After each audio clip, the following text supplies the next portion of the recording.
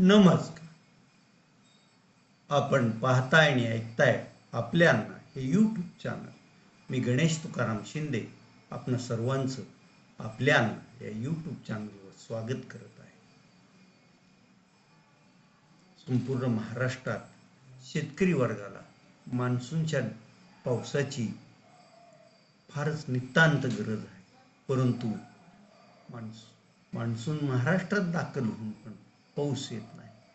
आणि तशीच फार आतुरता धाराशिव जिल्ह्यातील जनतेला आणि महाराष्ट्रातीलही राजकीय क्षेत्रातील मोठमोठ्या मंडळींना पवनराजे आणि समदकाजी या दुहेरी हत्या काढण्याचा निकाल आज काय लागतो याकडे होती.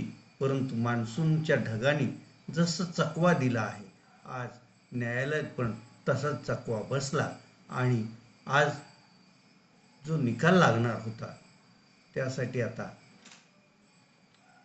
न्यायालयानं न्यायमूर्ती नावंदर यांनी 20 जूनची तारीख मुकरर केली आहे. आज निकाल का लागू शकला नाही या संदर्भात आता उलटसुलट चर्चा सुरू झाल्या आहे.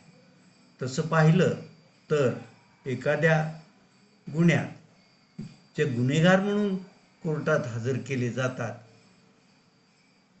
त्या गुन्ह्याचा निकाल लागताना संपूर्ण गुन्हेगार असलेली मंडळी न्यायालयात हजर राहावी लागते.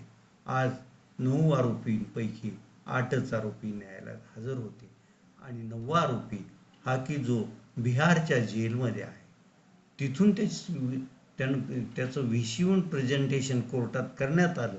परंतु न्यायालयाला त्याचं काय सांगायचंय हे प्रत्यक्ष येऊनच सांगावं लागत असतं. आणि त्यात मागच्या तारखेला या बिहारच्या जेलमध्ये असणाऱ्या आरोपीला बोलवून घेण्यासाठी न्यायालयानं जी प्रक्रिया करायला पाहिजे होती ती प्रक्रियाच पूर्ण केलेली नव्हती असं कळतंय. मग त्यामुळं आज व्हिशिवून तो आरोपी न्यायालयासमोर हजर राहिला, परंतु न्यायालयानं त्याचं कन्व्हिक्शन व्हीसीद्वारे घेणार नसल्याचं म्हटलं आणि मग आज बिहारच्या जेलला न्यायालयाकडून पत्र दिलं गेलं आहे आणि त्या गुन्हेगाराला 20 तारखेला मुंबई येथील किल्ला कोर्ट म्हणजे मुंबईच्या त्या सत्र न्यायालयात हजर राहण्याचं त्याचं कोर्टानं त्याची प्रोसेस सुरू केली आहे आणि यामुळं खऱ्या अर्थानं आज निकाल लागू शकलेला नाही असं अनेक वकिलांचं म्हणणं आहे. मग आता 20 तारखेच्या अगोदर न्यायालयाचं हे काही पत्रव्यवहार असेल तो त्या बिहारच्या जेलमध्ये पोहोचेल आणि बिहारचं जेल पोलीस त्या आरोपीला मुंबईला 20 तारखेला हजर करतील आणि 20 तारखेला मात्र या दुहेरी हत्याकांडाचा निकाल लागेल अशी दाट शक्यता वाटते.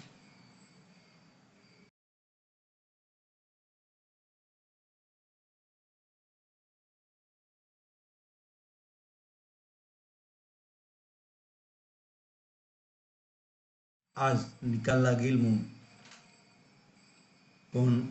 स्वर्गीय पवनराजे यांचे पुत्र धाराशिव लोकसभा मतदारसंघाचे खासदार ओमप्रकाश राजे निंबाळकर, त्यांच्या मातोश्री आनंदीदेवी राजे निंबाळकर, बंधू डॉक्टर जयप्रकाश राजे निंबाळकर, त्यांच्या कुटुंबातील सर्व आणि समदकाजी याच्या दिवंगत समदकाजी याच्या पत्नी, त्याची लहान मुलं हेही कोर्टात हजर होते. तर आरोपितांपैकी 8 आरोपी प्रत्यक्ष कोर्टात हजर होते आणि याच्यात CBIनं ज्यांना या हत्याकांडाचं मास्टरमाइंड ठरवलं आहे ते राज्याचे माजी गृहमंत्री, माजी खासदार डॉक्टर पद्मसिंह बाजीराव पाटील हे रुग्णवाहिकेतून कोर्टापर्यंत आले आणि कोर्टाच्या गेटपासून व्हीलचेअरवर त्यांचे पुत्र आमदार राणा जगजितसिंह पाटील आणि इतरांनी व्हीलचेअरवर डॉक्टर पद्मसिंह बाजीराव पाटील यांना कोर्टात दाखल केलं होतं. म्हणजे जे लोकात चर्चा आहे किंवा लोकांना दाखवण्यासाठी तरी आज ॲम्ब्युलन्स कुलाब्यातल्या घरापासून किल्ला कोर्टापर्यंत ॲम्ब्युलन्सनं डॉक्टर पद्मसिंह पाटील यांना आणलं गेलं आणि कोर्टाच्या गेट्सपासून कोर्ट रूमपर्यंत व्हीलचेअरपर्यंत नेण्यात आलं. म्हणजे दिखावा तर योग्य असा केला होता.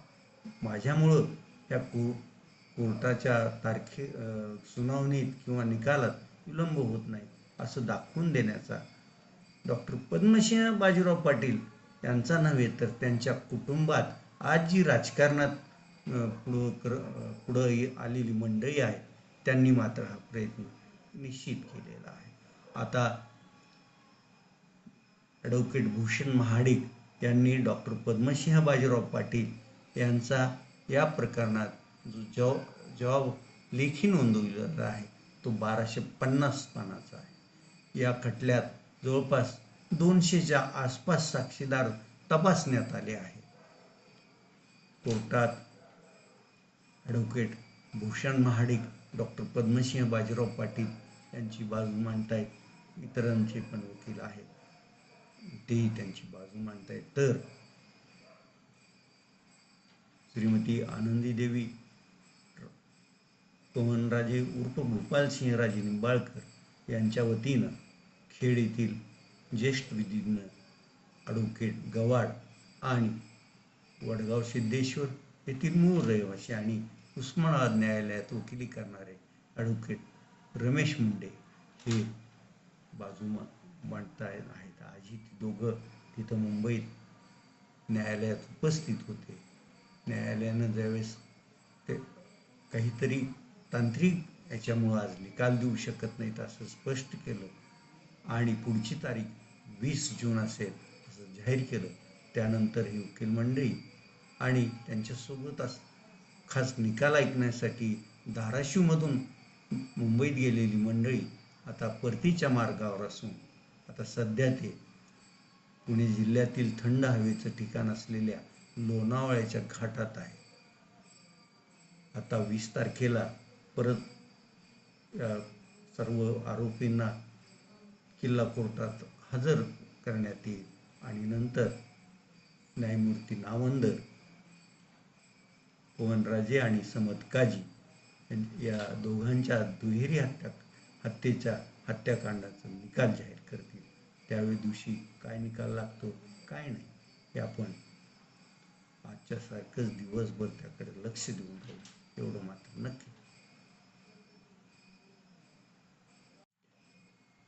काल धाराशिव जिल्ह्यातील जिल्हा परिषद आणि खाजगी प्राथमिक आणि माध्यमिक शाळा उन्हाळ्याच्या सुट्टीनंतर सुरू झाल्या.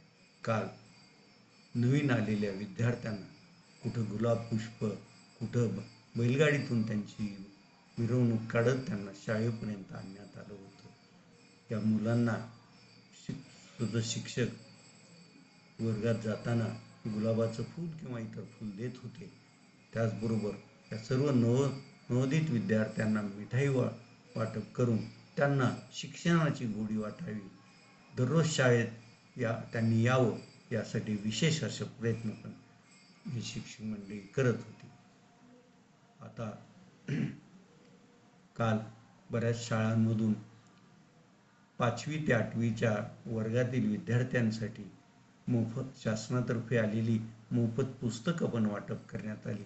काही ठिकाणी विविध सामाजिक संघटनांनी विद्यार्थ्यांसाठी दिलेल्या वह्याचं पण वाटप करण्यात आलं. आता 2026-27 हे शैक्षणिक वर्ष खऱ्या अर्थानं सुरू झालं आहे. आता दिवाळीपर्यंत इथं सुरू राहील. दिवाळीला सुट्ट्या होतील आणि परत पुढचं सत्र सुरू होईल आणि 2026-27 शैक्षणिक वर्ष संपेल. आता आपण इथं थांबतोय. तुम्ही आपल्या हे यूट्यूब चॅनल सबस्क्राईब करा, लाईक करा आणि कमेंट्स पण. धन्यवाद.